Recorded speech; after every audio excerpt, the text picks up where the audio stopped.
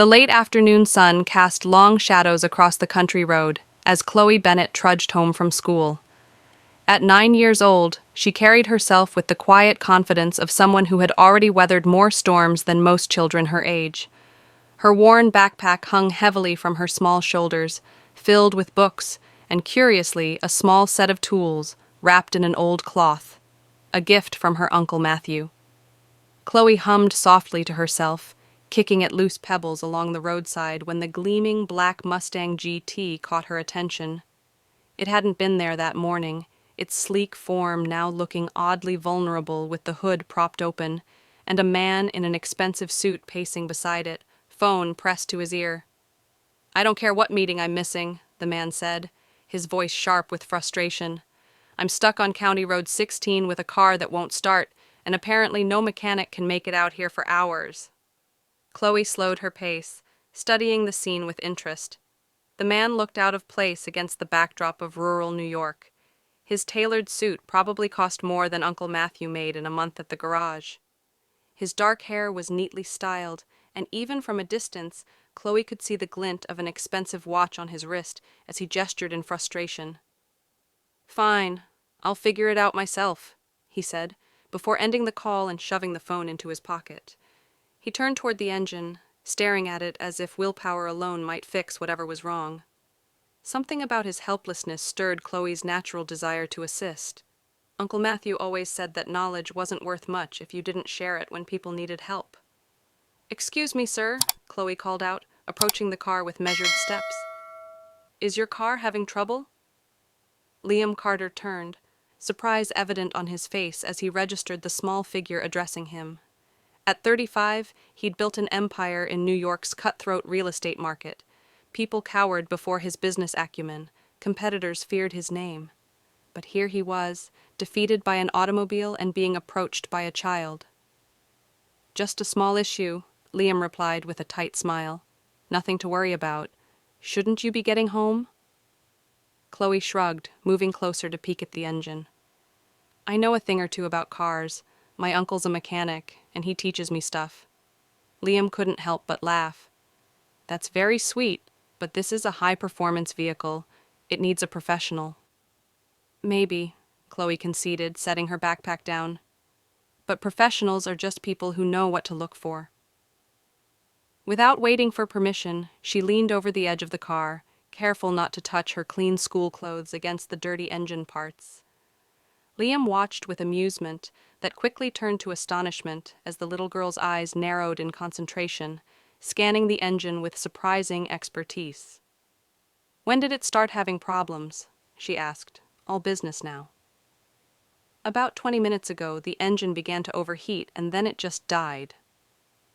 Chloe nodded thoughtfully. "Did you notice any sweet smell, like syrup?"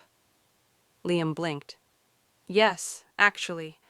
How did you—" "It's your cooling system," Chloe interrupted, pointing to a small puddle beneath the car that Liam hadn't noticed. Her clothes were clean, but worn, suggesting limited means. Her honey-blonde hair was pulled back in a practical ponytail, and there was a smudge of dirt on one cheek that she probably didn't even know was there. "Here," she said triumphantly, pulling out a small roll of specialized tape and a packet of cooling system sealer. "This can patch it until you get to a real mechanic. It won't last forever, but it'll get you to a garage." Liam was too stunned to argue as Chloe set to work, her small hands moving with practiced precision. As she worked, he noticed a glint on her finger, a ruby ring, far too ornate for a child, with intricate filigree that seemed oddly familiar. "That's a beautiful ring," he said, trying to keep his tone casual. "Where did you get it?" Chloe's hands paused for a moment. "It was my mom's. She died last year." "I'm sorry," Liam said automatically, but his mind was racing. Why did that ring seem to pull at him like an undertow? Why did looking at it make his chest tighten with a strange mix of loss and recognition? The engine started smoothly when they tried it, breaking the moment. Chloe beamed with satisfaction while Liam remained distracted, unable to shake the feeling that something significant had just happened. Something beyond a simple roadside repair. "Thank you, Chloe," Liam said, his voice softer now. You're pretty incredible, you know that? She shrugged, wiping her hands on the cloth from her backpack. Just helping out. Uncle Matthew says that's what people do. Liam reached into his wallet, pulling out a crisp $100 bill. For your trouble. Chloe shook her head. I don't fix things for money. Just drive safe, okay? Liam watched her sling her backpack over her shoulder and continue down the road, the ruby ring catching the fading sunlight. He slid into the driver's seat, but instead of driving off, he pulled out his phone and dialed his assistant. I need you to look into something for me.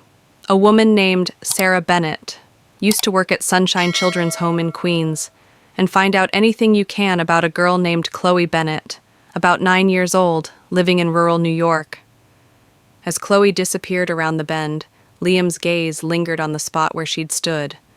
The ring, the familiarity, the pieces of a puzzle he didn't yet understand were starting to fall into place. Time seemed to freeze as Liam held the ruby ring in his palm. The deep red stone was set in aged gold, with distinctive filigree work along the band, tiny intertwined vines and leaves that he knew would form the initial O when examined closely. Olivia Carter, he whispered, his voice barely audible. What? Chloe asked. Liam stared at the ring in disbelief. 15 years ago, I gave this exact ring to a little girl at Sunshine Children's Home. Chloe's eyes widened. You knew my mom? I don't know, Liam admitted, his mind reeling. But I need to find out. Can I talk to your uncle? That evening, Liam sat across from Matthew in the modest living room of their small house. Chloe perched on the couch, clutching a mug of hot chocolate. Matthew, a broad-shouldered man with calloused hands, listened intently as Liam explained the ring, the orphanage, and the girl he'd known as Lily Sullivan. Sarah, Chloe's mom, worked at Sunshine for years, Matthew said, his voice heavy. She rarely talked about it after she left. Said it was too painful. When she died, she left Chloe that ring. Told her to keep it safe, no matter what. Liam leaned forward. I'd like to speak with you both sometime about Chloe's mother and where she worked before. Matthew's expression hardened slightly. Why would that interest someone like you, Mr. Carter? Liam reached into his jacket, producing a business card. It's a long story, but I think it might be important for all of us. As Chloe and Matthew watched Liam drive away, the ruby ring felt suddenly heavier on Chloe's finger. She didn't understand why, but somehow she knew their lives had just changed forever. Liam stepped out of the shower, the hot water having done little to clear his troubled mind. The spacious bathroom of his penthouse gleamed with marble and chrome, a testament to the wealth that had always felt more like a cage than a privilege. He wiped steam from the mirror, staring at the reflection of a man he barely recognized anymore. Across town, Chloe sat at their small kitchen table, while Uncle Matthew prepared a simple dinner. Why was that rich man so interested in Mom's old workplace? Matthew asked, trying to sound casual. Chloe twisted the ruby ring. He recognized the ring. Said he gave the same one to a girl named Lily at Sunshine. Matthew's jaw tightened. Your mom never mentioned anyone like him, but she always said that place had secrets. Meanwhile, Liam sat at his desk, a photo of a young girl holding his hand in the orphanage courtyard. He was a teenager then, sneaking visits against his father's wishes. I promised I'd come back, Lily, he whispered to the photo. The next day, Liam drove to the site of the old Sunshine Children's Home, now a vacant lot awaiting his company's latest development. Beneath a stack of files was a sealed envelope marked RR Personal. Breaking his father's seal felt like crossing a line he couldn't uncross. But Liam did it anyway, tipping the contents onto the table. Birth certificates, adoption papers, a list of children's names with notes beside them. Potential, unsuitable, transferred, special case. And there, circled in red pen, Lily Sullivan, special handling. At a bank in Queens, Chloe and Matthew stood before a skeptical manager who examined their documentation. Sarah's death certificate, Matthew's guardianship papers, and a key Sarah had left behind. This is highly irregular, the woman said, peering at them over reading glasses, but the paperwork appears in order. Follow me, please." They were led to a private room with a wall of metal boxes. When the manager inserted their key alongside her master key, box 1524 slid open with a satisfying click. "I'll give you privacy," she said, leaving them alone with a small metal container. Inside was a journal in Sarah's handwriting, a USB drive, and a single document, a non-disclosure agreement signed by Sarah Bennett, prohibiting her from discussing Sunshine Children's home. The journal detailed irregularities, children being moved without proper records, unusual medical exams, and a man named Richard Carter who visited frequently, always watching one child in particular, Lily. While Chloe and Matthew made their discovery, Liam sat in his private office at Carter Tower, staring at his computer screen in disbelief.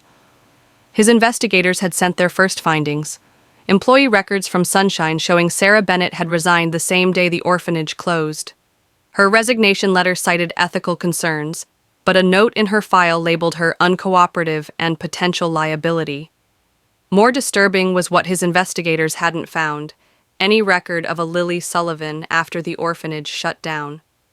Liam's phone buzzed with a message from his mother, Olivia.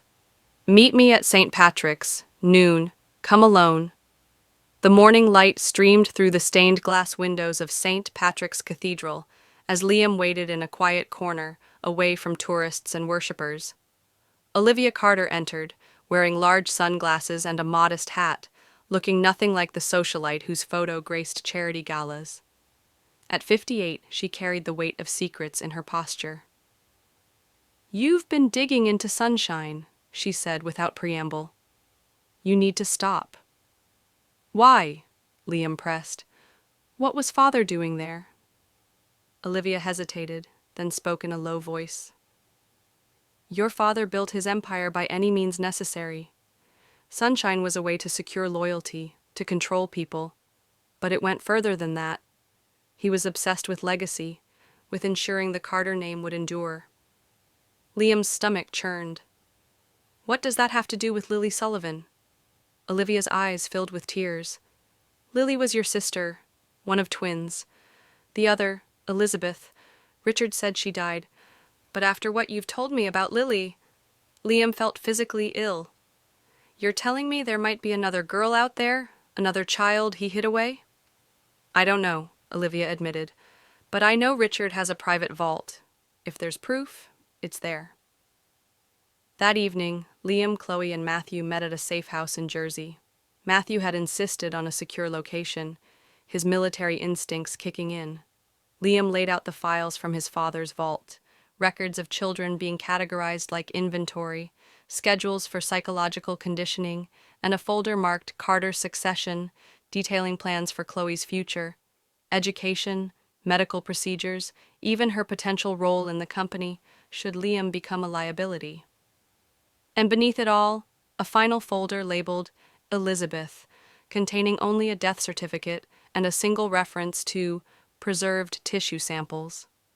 "My God," Matthew breathed.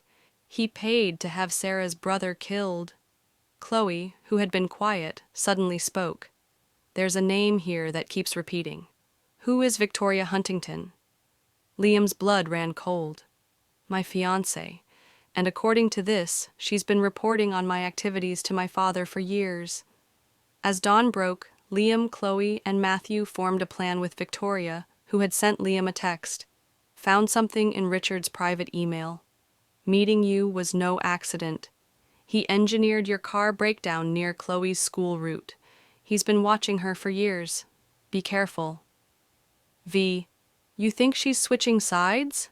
Matthew asked skeptically. "I think she's as much a victim of my father's manipulation as anyone," Liam replied. "And she has access we need." The plan was audacious. Victoria would ensure Liam was added to the guest list for Richard's upcoming gala at the Plaza Hotel, where he would announce Sunshine Plaza. Liam would confront his father publicly, using the files and Sarah's journal to expose the truth. The grand ballroom of the Plaza Hotel glittered with New York's elite. Crystal chandeliers cast a golden glow over tables adorned with centerpieces of white roses and gold accents. A massive banner stretched across the stage.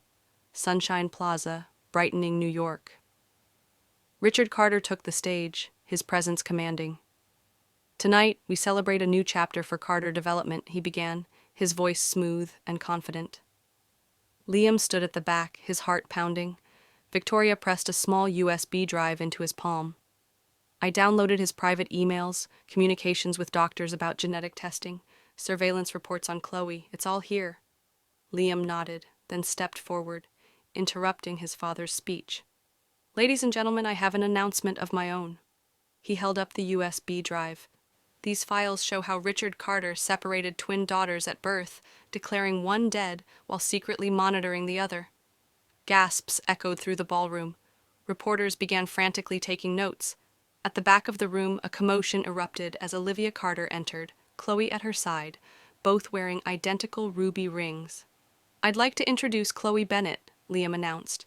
"Born Lily Carter, daughter of Olivia and Richard Carter, and my sister." Richard lunged for the microphone, but Liam was faster.